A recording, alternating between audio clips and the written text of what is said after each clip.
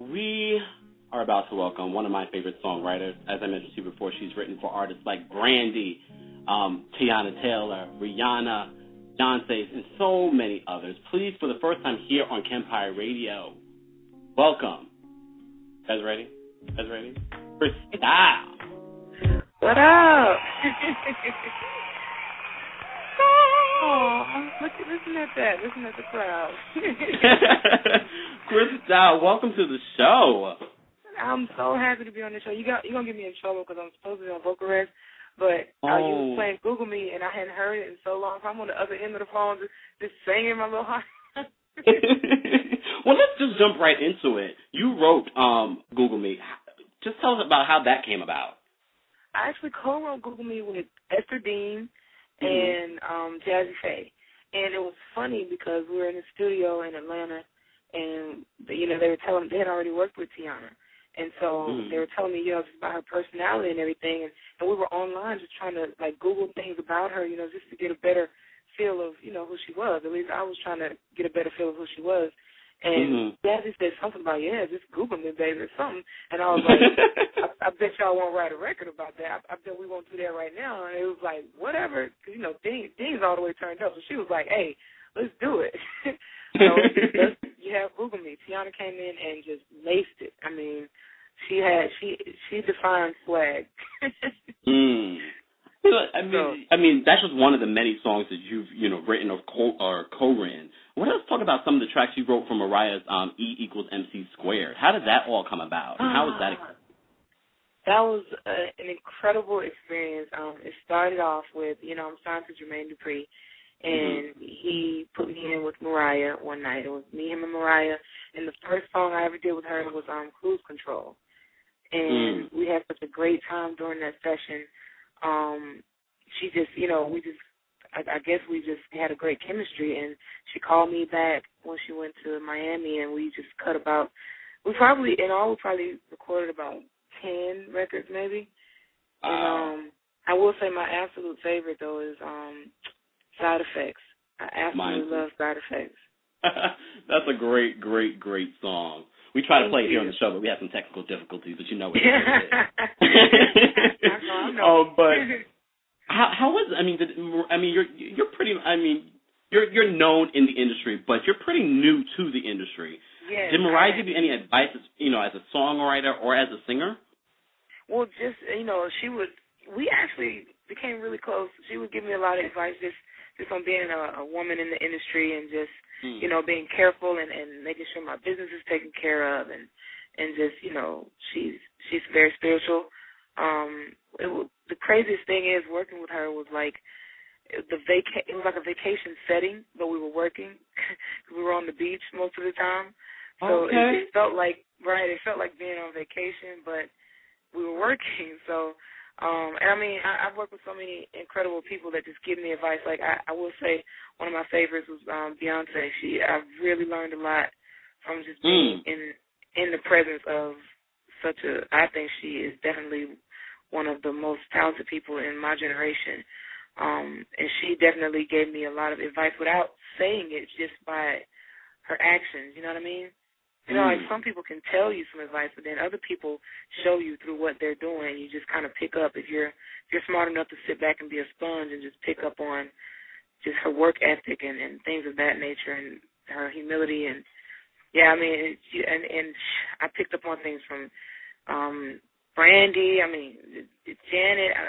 I've been extremely blessed to just be in the company of some great talent, but also great people. So during your Ustream, you mentioned that you said something specifically about Beyonce and her vocals. Do you remember what you said? I think I said that I will quote myself and say that Beyonce is definitely one of the greatest vocalists of my generation. And I said that a lot of people hate on Beyonce, and I'm not sure why, but I was saying that you can't make a statement about her vocals unless you watch her live sing Dangerously in Love. Until then, you really can't comment because you don't necessarily know. You know what I mean? So I always reference that, like when I get in debates with people about Beyonce and how great I think she is. I say, okay, well then watch this DVD then. Watch this and then tell me what you think. And after that, I'm fine with what you think, but you can't comment if you don't know. You know what I mean? Well, speaking of some of your favorites, and you already know, The Definition by Brandy is one of my favorite songs from the remix. Thank you. Play that constantly. Can you just first of all tell us the story behind that, and tell us your thoughts on Brandy? Okay, well, the story behind Definition, I actually wrote that on my birthday, I believe. It was November 10th. I can't say exactly what year. I want to say it was like, I don't want to lie. But I know I was in with Rodney Jerkins, and I was kind of nervous because we had worked together a lot, but up until that point, everything was co-written. So that was, The Definition was like my first record with Rodney alone. And I felt this pressure to make sure that it was just as good, if not better, than what I had already done, with co-writers. So I remember him playing the music, and I just remember I wanted something to be epic. I just wanted it epic. I wanted it big. I always want music to touch people, I always want to touch the hearts of people. So I came up with that concept, and I ran with it. And as far as my opinion on Brandy, another thing I said people can quote me on. You're very quotable. Oh yeah, I was going in, on Ustream. I said Brandy is probably one of the best recording artists of my generation. I think that her voice is just absolutely pure genius, and what she does with it is just incredible. And her spirit, first time I met her, her energy was just, she's just one of those people that she really was glowing, to be honest with you. Like, when she came in the room, she just had a glow about her, And she tore the song up. Just, we all know. Were you there when she actually recorded it? I wasn't there when she recorded it. LaShawn Daniels recorded it. I think LaShawn recorded it. So I came to LA, and Rodney was like, I want to play you something. And he played it, and I was like, oh my God. I couldn't believe it. Like, she sounds incredible. And then I saw on your Ustream, you didn't even recall writing Shattered Heart. I didn't. This is what happened. Yeah, you wrote that song. I wrote this song, and I left because I remember I was in between cities or something, and I was working with Rodney. Rodney was like, if you don't hurry up, you ain't gonna make this Brandy project. And I said, yo, I will burn your studio down if I don't make it on this project.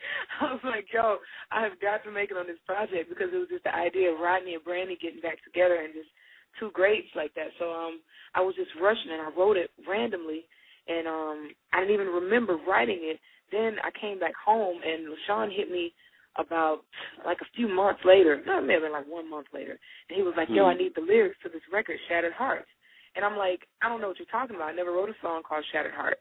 So actually, the name of it was originally Piggy Bank, I think, because, I put my love in a jar, like a piggy bank. So that was the original title. And LaShawn, he changed it and put the Shattered Heart part in there, which is phenomenal. It just took the song to another level. And I didn't know what the title was. So he kept hitting me. He was like, yo, Brandy's ready to record now. I need these lyrics, Cristyle. I know it's your song. And I was like, no, maybe you got me confused with someone else. He's like, no, I know your voice. This is your song. So I never sent the lyrics. Oh, wow. So when the album comes out, I finally hear the song. And it's Shattered Hearts. And I'm like, oh, yeah, I did write it. Does that happen often, or was that the one and only time? That was probably the one and only time that it was to that level. Sometimes, titles are changed, and sometimes I may not know about something up until the last minute. But that was probably the funniest, because he was really reaching out to me, like trying to get me to, participate. And I was just like, LaShawn has lost his mind. I don't know what he's talking about.